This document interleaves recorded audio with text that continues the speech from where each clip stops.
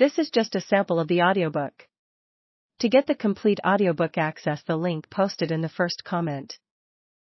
At first glance, the many rocket planes that flew over Rogers Dry Lake between 1946 and 1975 seem an odd assortment.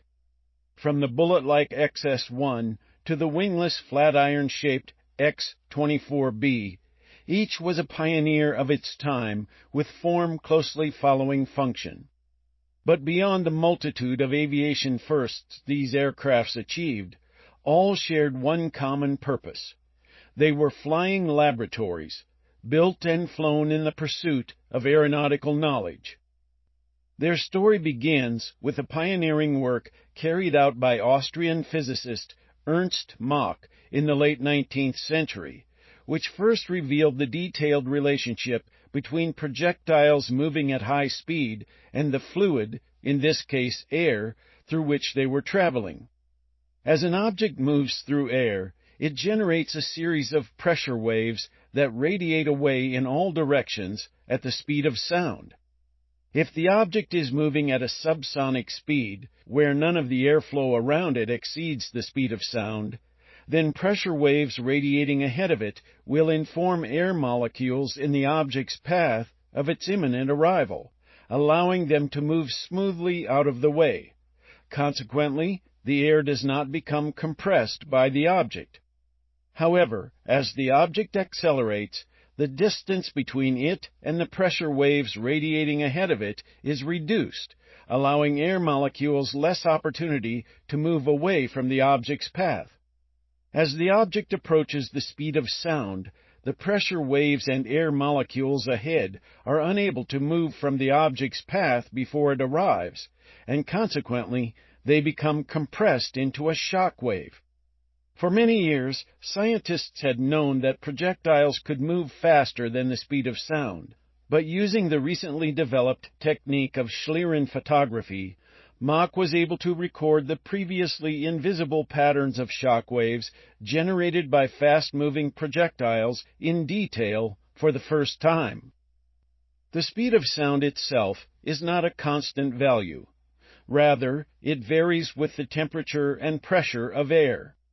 Within our atmosphere, the local speed of sound generally decreases as altitude increases.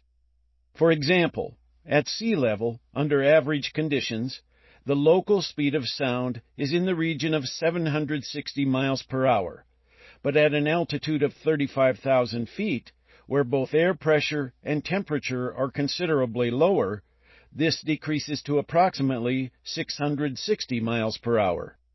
In honor of his groundbreaking contributions to the field, the ratio of an object's speed with regard to the local speed of sound is known as its Mach number. Unusually, for a unit of measurement, Mach appears before a value rather than after it. Mach 1 is achieved when airflow over the entire object exceeds the speed of sound, at which point the object is said to be supersonic. While aerodynamicists recognized that simple symmetrical shapes like bullets could readily exceed Mach 1, the prospects seemed less certain for more complex objects, such as an aircraft.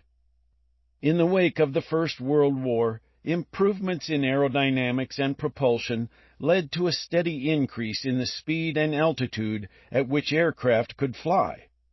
But although piston engines were becoming increasingly powerful and therefore capable of turning propellers at higher speeds, the propellers themselves were not generating the expected increases in thrust. Puzzled by this apparent shortfall, aerodynamicists, including Dr. Hugh Dryden at the U.S. Bureau of Standards, began to investigate the problem. As propellers spin, their outer sections travel farther than their inner sections and therefore move at higher speeds.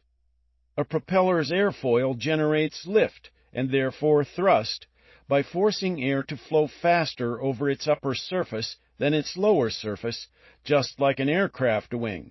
But as propellers began to spin faster, airflow over the outer sections of the blades was now exceeding 600 miles per hour, a high percentage of the speed of sound.